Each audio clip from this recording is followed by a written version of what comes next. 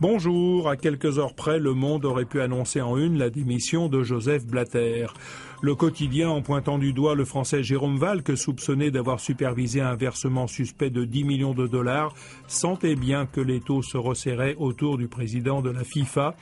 Ciblé personnellement par les enquêtes du FBI, selon le New York Times, Joseph Blatter a donc été acculé à la démission. L'équipe voit là l'occasion pour la FIFA de proposer une nouvelle transparence qui trancherait avec son historique opacité de multinationale pendant les 41 ans de règne de João Havelange et Sepp Blatter. Tous les regards se tournent donc maintenant vers Michel Platini, tout sourire, pour changer d'air. Et il n'y a pas qu'à la FIFA que l'air est vicié. Libération, après avoir enquêté dans 6 villes de France, dresse le palmarès des lieux où on respire le plus mal. Le constat est plus qu'alarmant.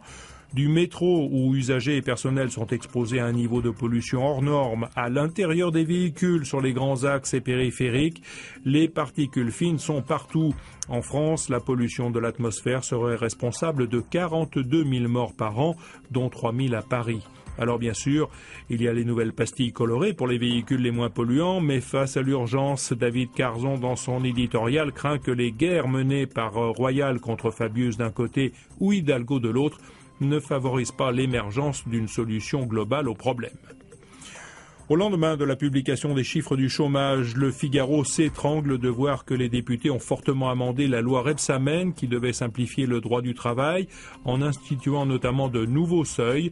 Le quotidien fustige le gouvernement des syndicats accusé de congeler un modèle social à la dérive. Aujourd'hui en France s'émeut en une de la mort de Jean Roujon, qui a dirigé la petite commune de Marvejols en Lozère pendant près de 20 ans et qui n'a sans doute pas supporté de l'avoir conduite dans une impasse financière.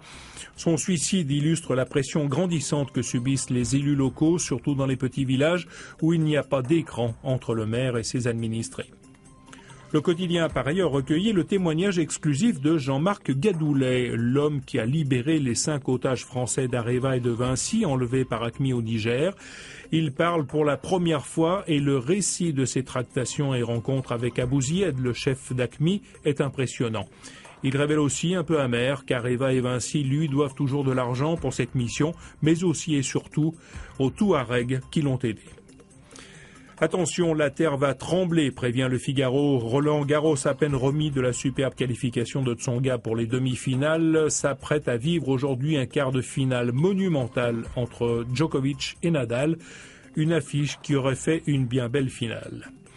C'est donc la fin du système Blatter et il paraît que le Qatar n'est pas très content. Il suffit de voir le dessin de Plantu à la une du Monde pour comprendre pourquoi. Que cela, en tout cas, ne vous empêche pas de passer une bonne journée.